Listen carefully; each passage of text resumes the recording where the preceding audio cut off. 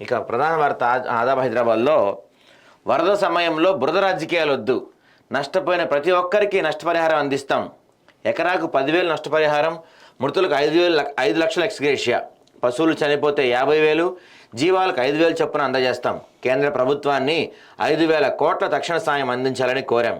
సూర్యాపేట జిల్లా సమీక్ష సమావేశంలో సీఎం రేవంత్ రెడ్డి వెల్లడి, వరద బాధితులకు తక్షణ సాయం ప్రకటన, వరద ప్రభావిత ప్రాంతాల్లో సీఎం రేవంత్ పర్యటన, సూర్యాపేట ఖమ్మం జిల్లాల్లో కలే తిరిగిన ముఖ్యమంత్రి, సీఎం వెంట మంత్రులు ఉత్తమ్, కోమటిరెడ్డి, తుమ్మల, పొంగులేటి, హైదరాబాద్ నుంచి రోడ్డు మార్గంలో ఖమ్మం వెళ్ళిన రేవంత్ రెడ్డి.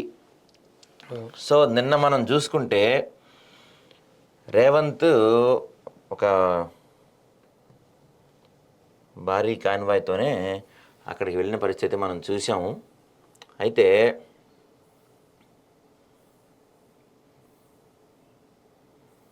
వెంటనే తక్షణ సహాయం కింద ఆయనైతే 10,000 ప్రకటించారు. నష్టపోయిన వాళ్ళందరికీ తక్షణ సహాయం కింద 10,000 ప్రకటించారు. అయితే ఈ ప్రకటన ఒక విధంగా చెప్పాలంటే కొంత అక్కడ ప్రజలు మాత్రం దీని గురించి తీవ్రంగా స్పందించారు. ఎందుకంటే ఎన్నడూ లేనంతగా నిన్న అక్కడ సీఎం వెళ్తే రేవంత్ రెడ్డి డౌన్ డౌన్ అన్న పరిస్థితి మనం చూసాం, సీఎం డౌన్ అన్న పరిస్థితి మనం చూసాం. అంతేకాకుండా ముఖ్యమంత్రి వచ్చాడు, మా కష్టాలు తెలుసుకోవడానికి వచ్చాడు, కానీ ఆయన ఏమి మా కష్టాలు తెలుసుకోలేదు.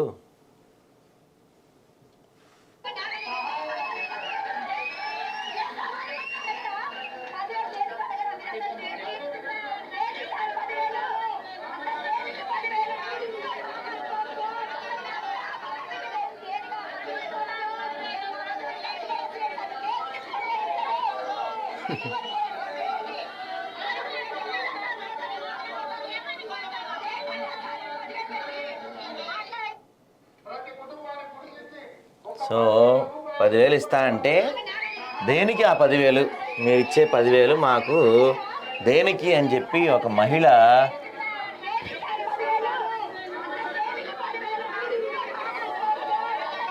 తీవ్రంగా స్పందించిన పరిస్థితి మనం చూసాం. అంటే చాలా ప్రజలు అక్కడ చాలా నష్టాల్లో ఉన్నారు, చాలా కష్టాల్లో ఉన్నారు. ముఖ్యంగా ఖమ్మం ప్రాంతంలో అయితే విపరీతమైన నష్టాల్లో ఉన్న పరిస్థితి మనకు కనపడుతుంది. సో అలాంటి చోటకి వెళ్ళి 10,000 మొత్తం కొట్టుకుపోయిన పరిస్థితులు ఉన్నాయి, 10,000 నష్టపరిహారం చెల్లిస్తా అని చెప్పి ముఖ్యమంత్రి అనగానే అక్కడ జనాల్లో నిజంగా ఒక రకంగా మనకైతే విపరీతమైన ఆగ్రహావేశాలు మనకు కనపడ్డాయి. మనకు కనపడిన పరిస్థితి చూసాం. దేనికి సరిపోయిన మాట అయితే వాస్తవమే అసలు. అంతేకాకుండా ఆయన వచ్చారు, మొత్తం తిరిగారు,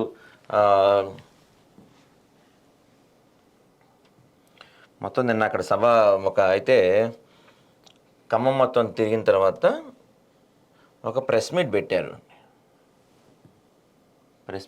నిన్న ఖమ్మంలో. అది ఒక్కసారి మీకు చూపించే ప్రయత్నం చేస్తాను నేను.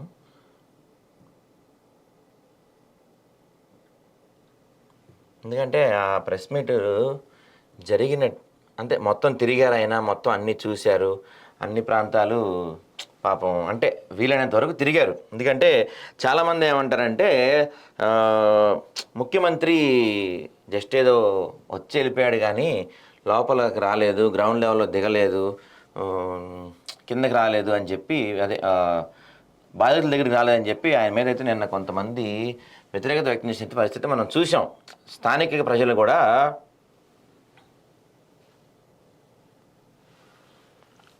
బాగా వ్యతిరేకత అయితే వచ్చింది ఆయన మీద నిన్న. ఎందుకో మరి పైగా ఆయన మీదే కాకుండా మంత్రులు, ముఖ్యంగా ఖమ్మం ప్రాంతానికి చెందిన మంత్రుల మీద అయితే జిల్లాలో ముగ్గురు మంత్రులు ఉన్నారు, ఉప ముఖ్యమంత్రి ఉన్నాడు, ముగ్గురు మంత్రులు ఉన్నారు.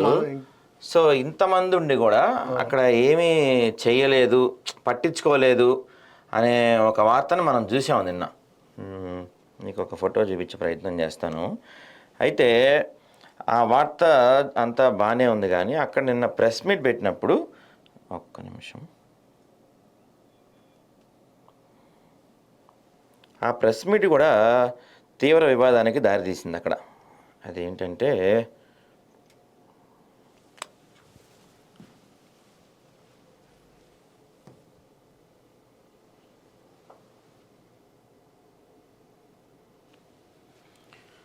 సో మామూలుగా అయితే రేవంత్ రెడ్డి చేసిన వ్యాఖ్యలు ఏంటి, ఇక్కడ ఈ టైంలో వరద ప్రభావం ఇట్లా ఉన్న టైంలో రాజకీయాలు మాట్లాడటం సరికాదు, రాజకీయాల గురించి మాట్లాడటం సరికాదు అని ఆయన చెప్పారు. అంతవరకు బాగానే ఉంది. ఈ ఫోటో చూడండి. ఇది నిన్న సీఎం ప్రెస్ మీట్కి ఏర్పాటు చేసిన సభ, ఒక ప్రాంగణం అనుకోండి. సో ఒక పక్క వరదొచ్చి రాష్ట్రం ఖమ్మం మొత్తం అతలాకుతలం అవుతుంటే ఎవరయ్యా ఈ స్టేజ్ డెకరేట్ చేసింది? ఏమన్నా పెళ్ళి ఫంక్షనా అక్కడ, లేకపోతే ఏదన్నా ఇంకేమన్నా ఫంక్షన్ జరుగుతుందా అని చెప్పి నిన్న ఖమ్మం ప్రజలే, బయట వాళ్ళు కూడా కాదు, ఖమ్మం ప్రజలే తీవ్రంగా విమర్శించిన పరిస్థితి మనం చూసాం. ఇప్పుడు ముఖ్యమంత్రి స్థాయి వ్యక్తి ప్రెస్ మీట్ పెడతానికి దానికి ఒక సూర్యాపేట కదా ఇది, ఖమ్మం నిన్న ఖమ్మంలోనే ఒక ఇది జరిగినప్పుడు దాని గురించి మన ఏమంటారు, సీఎంకి ఒక మంచి ప్లేస్ ఉండాలి ప్రెస్ మీట్ పెడతానికి, కరెక్టే. కానీ మంచిగా ఫ్లవర్స్ ఇదంతా డెకరేషన్ చేసి ఒక పెళ్ళికి చేసినంత పరిస్థితిలో చేశారని చెప్పేసి నిన్నైతే ఆయన మీద విపరీతంగా మనం సోషల్ మీడియాలో ట్రోల్స్ చూసాం. అంతేకాకుండా కొన్ని ప్రాంతాలు ముఖ్యంగా ఆయన కవర్ చేయకుండా వెళ్ళిపోయినవి, పైగా కొన్ని ప్రాంతాల్లో ప్రజలు ఆయన వెళ్ళిపోయిన తర్వాత వచ్చాడు ముఖ్యమంత్రి, వచ్చి ఉపయోగం ఏంటి, ఊరికే అలా చేయి ఊపుకుంటూ వెళ్ళిపోయాడు తప్ప మమ్మల్ని పట్టించుకున్న లేదు, మమ్మల్ని పట్టించుకున్న నాదులు లేడని చెప్పి అయితే చెప్పే పరిస్థితి మనకు కనపడింది అక్కడ. సో ఏది ఏమైనా రేవంత్ రెడ్డి అయితే నిన్న తక్షణ సాయం కింద 10,000 అయితే అనౌన్స్ చేశారు. తర్వాత బాధితులకి మృతులకు 5 లక్షలు, పశువులు చనిపోతే 50,000, జీవాలకు 5,000 చొప్పున అందజేస్తామని చెప్పి రేవంత్ రెడ్డి చెప్పి ప్రయత్నం చేశారు. కానీ అంటే నిజంగా నిన్న అక్కడ ఖమ్మంలో జరిగిన విపత్తు అయితే ఖమ్మం పట్టణం మొత్తం దాదాపు తుడిచిపెట్టుకునే పరిస్థితి మనకు కనపడింది. ఇల్లు లేకుండా 10 ఫ్లోర్ల అంతస్తులు ఉందా, 20 ఫ్లోర్ల అంతస్తులు ఉన్నాయా, పూరిళ్ళ గుడిస అనేది వరద బాధితులు అయిపోయారు. మొత్తం ఖమ్మం మొత్తం దాదాపుగా వ్యానిష్ అయిపోయిన పరిస్థితి మనం చూసాం. సో అలాంటి సందర్భంలో ఈయన కూడా ఏం చేసిందంటే ఏపీలో చంద్రబాబు గాక పర్యటించినట్టు పర్యటిద్దామని అనుకున్నాడు, కానీ ఫెయిల్ అయింది అది. అయితే అందుకనే రోడ్లో పోయినట్టు అనిపించింది. అయితే 10,000 అనేది నిజంగా అసలు ఎంతవరకు 10,000 అనేది సరిపోద్ది? 10,000 ఎంతమందికి వస్తుంది? ఇప్పుడు వాళ్ళ ఇంట్లో అంటే ఉన్న పళంగా చాలా సామాన్లు కానీ అన్ని కొట్టుకుపోయి ఉంటాయి, ఫుడ్ కూడా లేని పరిస్థితుల్లో గ్రాసరీస్ కి ఒక 5,000 అయి ఉంటాయి ఈజీగా ఎవ్రీ మంత్ తీసుకునే గ్రాసరీస్ కి 5,000. కానీ దీంట్లో వాళ్ళ ఫర్నిచర్ అంటే దాదాపు ఉన్న మినిమం క్వాలిటీ అంటే ఏదైతే కావాలో కనీస అవసరం గిన్నెలు కానీ కొంతమంది సర్టిఫికెట్లు లేవని ఏడ్చిన పరిస్థితి మనకు కనపడుతుంది. అయితే ఇప్పుడు మీరు తక్షణ సహాయం కింద అంటే గ్రాసరీస్ కి వాటికి వీటికి అయితే 10,000 ఇచ్చారు. కానీ సరుకులు ఉంటే సరిపోద్దా? గ్యాస్ కావాలి, దానికి గిన్నెలు కావాలి, ఇవన్నీ కావాలి కదా, రైస్ కావాలి, ఇవన్నీ ఎక్కడి నుంచి వస్తాయి మీరు ఇచ్చే 10,000తో? సరే తక్షణ సాయం కింద ఇచ్చే ప్రయత్నం అయితే చేశాను, ప్రస్తుతానికి దీన్ని రాజకీయం చేయొద్దు అని చెప్తున్నారు. కానీ గతంలో చూసుకుంటే గత ప్రభుత్వం ఉన్నప్పుడు ఇదే ముఖ్యమంత్రి ఇలానే వరదలు వచ్చినప్పుడు 10 లక్షలు ఇవ్వాలి, 25 లక్షలు ఇవ్వాలి అని చెప్పి డిమాండ్ చేసిన పరిస్థితి మనం చూసాం. మరి ఇప్పుడు అదే ముఖ్యమంత్రి అధికారంలోకి వచ్చినప్పుడు ఎందుకు 25 లక్షలు ఇవ్వట్లేదు, ఎందుకు 10 లక్షలు ఇవ్వట్లేదు? ఇంకోటి ఏంటంటే 10 లక్షల హెక్టార్లలో అదేది వరి, తర్వాత ఈ పత్తి, ఈ మొక్కజొన్న వంటి పంటలు నష్టపోతే ఎకరానికి 10,000 ఇస్తారట. ఎకరానికి 10,000 అనేది ఇవాళ రేపు మనకి కాదు, ఇవాళ రేపు మనకి ఎకరం కూలీ వేయడానికి 5,000 రూపాయలు చేయడానికి జస్ట్ ఓన్లీ నాటేయడానికి 5,000 రూపాయలు అవుతాయి. దాంట్లో విత్తనాలు, ఆ తర్వాత పొలం దున్నడానికి ట్రాక్టరు, తర్వాత ఎరువులు, వీటన్నిటికీ కావాల్సిన మొత్తం కూలీలు కాదండి. ఇప్పుడు ఒక పంట వేస్తే మనకి కూలి ఖర్చులకే 10,000 పైనే అవుతుంది. అవును, ఈజీగా అవుతాయి కూలి ఖర్చులు. కనీసం ఒక ఎకరం పొలం సాగు చేయాలంటే 40,000 నుంచి 50,000 రూపాయలు అవుతుంది. ఈయన 10,000 రూపాయలు ఇస్తారట అంటున్నాడు. మరి 10,000 రూపాయలు ఏం సరిపోతాయి చెప్పండి రైతుకు? అదే. సో ఈయనేం చెప్తారంటే దాంతోపాటు పంట నష్టపోయిన ప్రతి ఎకరాకు 10,000 చొప్పున ఇల్లు కూలిన వారికి ప్రధానమంత్రి ఆవాస్ యోజన పథకం కింద పూర్తి నష్టపరిహారం ఇస్తామని, అలాగే అర్హులకు ఇందిరమ్మ ఇల్లు సైతం నిర్మించిస్తామని చెప్పారు.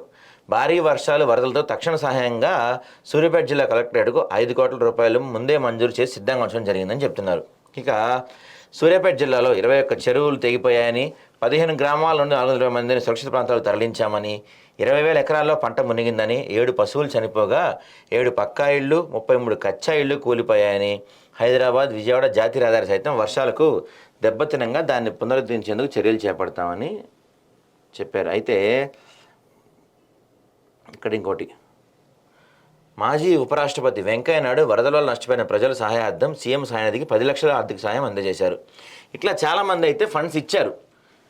ఇప్పుడు ఇక్కడ మనం ఇంకో మాట ఇక్కడ నిన్న ముఖ్యమంత్రి చెప్పిన ఇంకో మాట చూస్తే ఇక్కడ ఏమంటారంటే, రాష్ట్ర వ్యాప్తంగా ప్రాథమికంగా 5,000 కోట్ల రూపాయల నష్టం జరిగినట్టు అంచనా రావడం జరిగింది. అందువల్ల వెంటనే 5,000 కోట్ల రూపాయల నష్టపరిహారం మంజూరు చేయాలని కేంద్రాన్ని కోరటం జరిగింది. 5,000 కోట్ల రూపాయలు మీరు కేంద్రాన్ని అడిగారు, కానీ మీరు ఇక్కడ ఇస్తుంది ఎంత? 10,000. తర్వాత ఇక్కడ ఇంకో పాయింట్ ఆయన చెప్తాడు, ఇల్లు కూలిపోయిన వాళ్ళకి ప్రధానమంత్రి ఆవాస్ యోజన కింద ఇల్లు ఇస్తారంట. ఇందిరమ్మ ఇల్లు కట్టి ఇందిరమ్మ ఇల్లు ఉన్న వాళ్ళకి అర్హులకి ఇందిరమ్మ ఇల్లు ఇస్తారంట. సరే, ఇంతవరకు బాగానే ఉంది. ఇప్పుడు ప్రధానమంత్రి ఆవాస్ యోజన కింద ఇల్లు ఇచ్చేది ఎవరు? సెంట్రల్ కదా. ఇందిరమ్మ ఇల్లు అంటే సరే పక్కన పెట్టేద్దాం. మరి నువ్వు 5,000 కోట్లు దేనికి తీసుకుంటున్నావు? ఎకరాకి 10,000 ఇస్తా అంటున్నావు, నష్టపోయిన వాళ్ళకి 10,000 ఇస్తా అంటున్నావు. మరి 5,000 కోట్లు ఏం చేస్తారు? మృతులకు 5 లక్షలు ఇస్తారు. మృతులకు 5 లక్షలు ఇస్తాడంట. మరి ఎవరు ఆమె యువ సైంటిస్ట్ ఆమె కుటుంబానికి తండ్రిని ఆమె ఇద్దరు కోల్పోతే 5 లక్షలు ఇస్తే కుటుంబం వచ్చేస్తుందా? ఆమె ప్రాణం తిరిగి తీసుకురాగలుగుతాం. ఫస్ట్ అసలు గోల్డ్ మెడలిస్ట్ అట, డిగ్రీలో గోల్డ్ మెడలిస్ట్, పీజీలో అంటే మొత్తం ఆమె పిహెచ్డి చేసిన డాక్టర్, ఆమె సైంటిస్ట్. ఆమెకు 5 లక్షలు ఇస్తారంట. అదే కదా, ఏం చేసుకుంటారు చెప్పండి? ఆమె తిరిగి 5 లక్షలతో తిరిగి ఆమె తీసుకురాగలుగుతాం, తిరిగి ప్రాణం తీసుకురాగలుగుతామా? సరే, అయితే మిత్రులారా, చిన్న విన్నపం, మా లైవ్ చూస్తున్న వాళ్ళందరూ ఈ వరద సాయం గురించి కానీ లేకపోతే వరద గురించి మీరు ఏమైనా చెప్పదలుచుకున్నా, మీ ప్రాంతంలో వరద వల్ల ఏమైనా నష్టపోయినా, ప్రభుత్వం నుంచి మీకు ఏమైనా సహాయం అందకపోయినా మాకు కామెంట్ రూపంలో చెప్పండి. మీ కామెంట్ని మేము చదివి వినిపిస్తాం, ప్రజల దృష్టికి తీసుకెళ్లే ప్రయత్నం చేస్తాం. దయచేసి ఒక చిన్న కామెంట్ చేయండి. అయితే ఏది ఏమైనా సరే మనం మాట్లాడుకుంటే, ఈ 8 నెలల ప్రభుత్వంలో వరుసగా విఫలమవుతుంది. దాదాపు రుణమాఫీ దగ్గర నుంచి అన్నిట్లో విఫలమవుతూ వస్తున్న ఈ ప్రభుత్వం తాజాగా ఈ వరదల విషయంలో కూడా విఫలమైందని చెప్పొచ్చు. అంటే సరే, ఇప్పుడు కొంచెం టైం ఇవ్వాలి కదా అంటారు, కానీ కొన్ని సిచ్యువేషన్స్ టైం ఇవ్వలేం. ఇప్పుడు మనం ఉదాహరణకు చూసుకుంటే, పక్క రాష్ట్రంలో చంద్రబాబు నాయుడు దాదాపు మొన్న రాత్రి అంతా ఆయన వరదలోనే ఉన్నారు. సరే, కొంతమంది అది పిఆర్ అనొచ్చు, పబ్లిసిటీ అనొచ్చు, ఏదైనా అనొచ్చు, కానీ ఒక ముఖ్యమంత్రి స్థాయి వ్యక్తి వరదలు వచ్చిన ప్రాంతంలో 2 వరకు 3 వరకు ఉండి అధికారులతో పర్యవేక్షిస్తూ, అధికారులతో సమీక్షిస్తూ స్వయంగా ఆయనే వెళ్ళి ఆహారం అందజేసే పనిని చేశారు. నిన్న ఒక్కరోజే విజయవాడ దగ్గరలో ఏపీకి దాదాపుగా 3 లక్షల మందికి ఆహారం అందించారంట. తెల్లవారు 4 గంటల వరకు ఉన్నాడు ఆయన. ఒక సంస్థే దాదాపుగా ప్రభుత్వమే 3 లక్షల మందికి నిన్న ఫుడ్ తయారు చేసిన పరిస్థితి చూసామంట. ఇది ఒక రికార్డ్ అంట. సో పక్క రాష్ట్రంలో చూస్తే ఆ విధంగా ఒక ముఖ్యమంత్రి, 70 ఏళ్ల వయసున్న ఒక ముఖ్యమంత్రి 2-3 దాకా పడవల్లో, బోట్లో తిరుగుతూ, అందులో నీళ్ళల్లో మునిగి నడుస్తూ తెల్లారి దగ్గర ఉంటే, పైగా మీడియా క్వశ్చన్ అడిగింది ఆయన్ని, ఇదేమన్నా కుట్ర భాగమా? ఎందుకంటే విజయవాడ మన ప్రకాశం బ్యారేజ్లోకి పడవలు కొట్టుకొచ్చినాయి, 2-3 గేట్లు విరిగిపోయినాయి, ఇదేమన్నా కుట్రలో భాగమా అని మీడియా అడిగితే ఆయన ఏం సమాధానం చెప్పారు తెలుసా? ఇప్పుడు ఇవన్నీ మాట్లాడే టైం కాదు, తర్వాత మాట్లాడదాం, ముందు ఈ సిచ్యువేషన్లో ఇవి మాడే టైం కాదు, దాని గురించి తర్వాత మాట్లాడదామని చెప్పి ఆయన వెళ్ళిపోయారు. అంత హుందాగా వ్యవహరించారు పక్క రాష్ట్ర ముఖ్యమంత్రి. ఆయన శిష్యుడు, ఇప్పుడు శిష్యుడు కాదంటున్నాడు కదా, కొలిగ్ అంటున్నాడు కదా, మనం చెప్పాడు కానీ ఆయన శిష్యుని కాదు, ఆయన కొలిగ్ అని. మరి ఆయన కొలిగ్ ఏం చూసి నేర్చుకున్నావు? ఖమ్మం మొత్తం మునిగిపోయి 3 రోజుల తర్వాత నువ్వు ఖమ్మంకి వెళ్ళేది, సూర్యాపేట రహదారి మొత్తం కొట్టుకుపోయిన తర్వాత అదంతా బాగు చేశాక నువ్వు వెళ్ళేది. అంతకుముందు సీతక్క ఉండింది, గత ప్రభుత్వంలో ఆమె ఒకరోజు ఏడ్చింది, వరదలు వచ్చినాయి, మా ప్రజలందరూ కొట్టుకుపోయే పరిస్థితి ఉంది, దయచేసి హెలికాప్టర్ ఇవ్వండి అని ఏడ్చిన సీతక్క, మరి మంత్రిగా ఉన్న సీతక్క ఈసారి ఏది హెలికాప్టర్? ఎన్ని హెలికాప్టర్లు పంపించారు? ఎంతమంది? ఇప్పుడు ఖమ్మం జిల్లాలో ప్రతి ఊరు, ప్రతి గ్రామం మునిగిపోయిన పరిస్థితి మనకు కనపడుతుంది. ఖమ్మంలో ఎన్ని హెలికాప్టర్లు వచ్చినాయి? ఎంతమందికి ఫుడ్ అందించారు మీరు? ఎక్కడ? మరి గతంలో ఉన్నప్పుడు మీరే కదా హెలికాప్టర్ కోసం కాళ్ళు పట్టుకుంటాయని చెప్పి ఏడ్చారు కదా మీరు. మరి ఇప్పుడు మీరు మంత్రిగా ఉన్నారు కదా సీతక్క, ఇప్పుడు ఎందుకు మీరు హెలికాప్టర్లు పంపించలేదు? ఎంతమందికి హెలికాప్టర్లు పంపించారు? అధికారులు ఉన్నారు కదా మీరు తలుచుకుంటే, మంత్రిగా ఉన్నారు కదా మీరు తలుచుకుంటే హెలికాప్టర్ ఎంతసేపు వస్తుంది? మరి ఎన్ని హెలికాప్టర్లు తిరుగుతున్నాయి? సరే, అది పక్కన పెడదాం. నిన్న అసలే రోడ్లంతా అస్తవ్యస్తంగా ఉన్నాయి, పరిస్థితి బాగాలేదు, ట్రాఫిక్ జామ్ ఉంది, ఎక్కడికక్కడ నిలిచిపోయి ఉన్నారు అందరూ. ఇలాంటి టైంలో నువ్వు గ్రౌండ్ లెవెల్ తిరగాలి అనుకుంటే ఇక్కడ నుంచి ఖమ్మంకి హెలికాప్టర్లు వెళ్ళేవా రేవంత్ రెడ్డి? అవును. ఇక్కడి నుంచి నేను క్యాన్వాయ్ వేసుకొని ఖమ్మం వెళ్తే నువ్వు వచ్చే మా ఫస్ట్ లేదు చెప్పావు, నేను వస్తున్నప్పుడు నా క్యాన్వాయ్ కోసం ఎవరిని ఆపొద్దని చెప్పావు. కానీ అదేం జరగట్లే రియాలిటీలో. నువ్వు వస్తుంటే అరగంట ముందు నుంచి క్యాన్వాయ్ ఆపుతున్నారు. సో ఇప్పుడు నువ్వు ఇక్కడ హైదరాబాద్లో బయలుదేరితే ఖమ్మం చేరుకునేదాకా దాదాపుగా దారి మొత్తం ట్రాఫిక్ ఆపే ఉంటారు హైవేల దగ్గర. అసలే హైవేల్లో సూర్యాపేట మొత్తం ఈ రోడ్డు అంతా, విజయవాడ నుంచి వచ్చే రోడ్డు అంతా పాడైపోయి కొన్ని వందల వాహనాలు ఆగిపోయి ఉన్నాయి. కొన్ని వేల మంది ట్రాఫిక్లో రోడ్లలో బస్సులు ఎక్కడ నిలిచిపోయి ఉన్నారు. ఇప్పుడు నువ్వు రోడ్డు మార్గం వెళ్ళటం అంత అవసరమా? నువ్వు ఖమ్మంలో గ్రౌండ్ లెవెల్లో తిరగాలనుకుంటున్నావు, ఇక్కడ నుంచి ఖమ్మం వెళ్ళు, అక్కడ ఎల్లిపేటలో దిగు, ఖమ్మం లోకల్లో గ్రౌండ్లో నడుచుకుంటూ తిరిగి ఖమ్మం అంతా ఎవరొద్దన్నారు? ఇక్కడి నుంచి నువ్వు వెహికల్ వేసుకొని వెళ్ళి క్యాన్వాయ్ వేసుకొని వెళ్ళి దారంతా ట్రాఫిక్ జామ్ చేసుకుంటా అవసరమా ఇదంతా? సరే వెళ్ళావు, ఏమి ఇచ్చావు అక్కడ వాళ్ళకి? ఒకరోజు ఉండొచ్చు కదా. చంద్రబాబు నాయుడికి ఏం పనులు లేవా? 2 రోజుల నుంచి బుడమేరు ప్రాంతం, వరద ప్రాంతాలు తిరుగుతా, సింగనగర్ కాలనీ తిరుగుతా, ఇదంతా ఎందుకు తిరుగుతున్నాడు చంద్రబాబు నాయుడు? ఆయనకన్నా ఇప్పుడు అయితే బిజీ కాదు కదా. ఇంకా చెప్పాలంటే బుడమేరు కన్నా ఎక్కువ వరద వచ్చింది ఖమ్మానికి. జిల్లాలో కన్నా ఖమ్మం జిల్లాలో వచ్చింది, ఫ్లడ్ ఎఫెక్ట్ వచ్చింది. మీకు అక్కడ ఒక డిప్యూటీ సీఎం ఉన్నాడు, 2 మంత్రులు ఉన్నారు, నువ్వు ముఖ్యమంత్రి వెళ్ళావు. మరి ఏం చేశారు మీరు అక్కడ? అది కూడా ఎప్పుడు వెళ్ళావు? వరద ప్రవాహం అంతా దాదాపుగా ఇక ఒక కొలిక్కి వచ్చేసింది, సెటిల్ అయింది, వెళ్తుంది అనుకున్న టైంకి ఈ పెద్ద మనిషి వచ్చారు. ఇదేదో 3 రోజుల ముందే వెళ్ళొచ్చుగా. మనం ఎంత ప్రవాహం చూసాం టీవీల్లో, యూట్యూబ్ ఛానల్స్లో, సోషల్ మీడియాలో. 3 రోజుల ముందే సార్ వెళ్ళొచ్చు కదా అక్కడికి. ఖమ్మం వరదలో ఇంత నేను గ్రౌండ్ లెవెల్లో ఉండి పోనీ సార్ వెళ్తే కుదరలేదు, మంత్రులను ఒక 3 4 పంపించి ఇప్పుడు మనకి ఎలక్షన్స్ వచ్చినాయి అనుకోండి, ఏమన్నా అక్కడ ఉన్న మంత్రులు ఉన్నారు కదా, అదే కదా మంత్రులు, వాళ్ళైనా కనీసం వాళ్ళ టీం తీసుకొని ఇప్పుడు మనకి ఎలక్షన్స్ వస్తే సపోజ్ ఒక ఏదైనా ఒక నియోజకవర్గానికి బై ఎలక్షన్ వస్తే ఆ నియోజకవర్గంలో ఎన్ని మండలాలు ఉన్నాయో అన్ని మండలాలకి ఒక్కొక్క మంత్రిని ఇన్ఛార్జ్ గా పెడతారు, మండలానికి ఒక మంత్రిని ఇన్ఛార్జ్ గా పెడతారు. రాష్ట్రంలో ఉన్న ఎమ్మెల్యేలందరూ అక్కడే పెడతారు. మరి ఈ టైంలో ఏరి?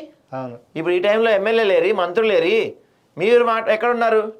ఖచ్చితంగా ఈ విషయం మాత్రం ఈసారి మిగతా విషయాలు సరే, మీరు చెప్పిన రుణమాఫీ టెక్నికల్ ఎర్రర్ కావచ్చు, మీ దగ్గర డబ్బులు లేకపోవచ్చు, అప్పుల్లో ఉండొచ్చు, మీరు రకరకాలు చెప్పొచ్చు. కానీ ఇది మాత్రం కేవలం ప్రభుత్వ వైఫల్యం మాత్రమే.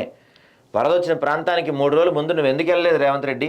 అంతేకాకుండా నిన్న కేటీఆర్ చూపిస్తూ విపత్తుల శాఖ ముందే చెప్పింది ఈ నెల 27 నుంచి ఈ నెల 28, 30 ఈ తారీఖుల్లో విపరీతమైన, అంటే మనం ఊహించిన దానికన్నా దాదాపు రెట్టింపు వర్షపాతం ఉండే అవకాశం ఉంటుంది.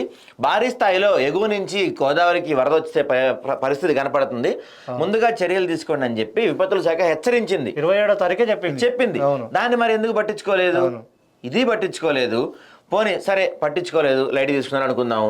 వరద స్టార్ట్ అయింది. ఎప్పుడు స్టార్ట్ అయింది? మనకి 30వ తారీఖు దాదాపుగా వరద స్టార్ట్ అయింది. వరద స్టార్ట్ అయిన రోజు నువ్వు అక్కడికి ఎందుకు వెళ్ళలేదు? మంత్రులు అక్కడికి ఎందుకు మోహరించలేదు? విపత్తుల శాఖల్ని, ఎన్డీఆర్ఎఫ్ బృందాలని కానీ, డిఆర్ఎఫ్ బృందాలని కానీ, లేకపోతే హెలికాప్టర్లు కానీ, స్పీడ్ బోట్లు కానీ, ఇవన్నీ ఎందుకు సిద్ధం చేయలేదు నువ్వు? వరద వచ్చేసి 3-4 రోజులు వచ్చేసి వరద మొత్తం ఊరంతా మునిగిపోయిన తర్వాత, ఖమ్మం మొత్తం మునిగిపోయిన తర్వాత మెల్లగా వచ్చి నేను ఇప్పుడు హెలికాప్టర్లు తీసుకొస్తాను, ఇప్పుడు స్పీడ్ బోట్లు తీసుకొస్తాను, కేంద్రం నుంచి 5,000 కోట్లు అడుగుతాను, అయిపోయాక ఏం ఉపయోగం? దాదాపుగా ఒక ఖమ్మం జిల్లాలో మనం చూసుకుంటే 9 మంది చనిపోయినట్టు మనకి వార్తలు వస్తున్నాయి. అఫీషియల్గా లెక్కల్లోకి రాని ఎన్నో మనకు తెలియదు. ఇప్పుడు వీళ్ళే చెప్తున్నారు కొన్ని పశువులు చనిపోయినాయి, అవి ఎన్నో తెలియదు. ఎందుకంటే ఇటువంటి సమయంలో మనుషులు ముందు వాళ్ళ ప్రాణాలు రక్షించుకునే ప్రయత్నం చేస్తారు.